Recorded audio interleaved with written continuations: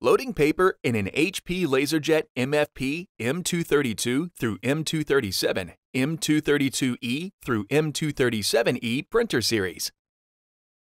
After unboxing the printer, load paper in the input tray and install the tray cover. Press the power button to turn on the printer. Lower the paper input tray. Slide the paper width guides out to the widest position.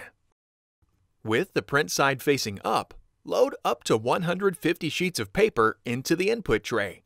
Then slide the paper forward until it stops. Slide in the paper width guides until they rest against the stack. If not already installed, lower the tray cover over the paper stack and push forward until it snaps into place.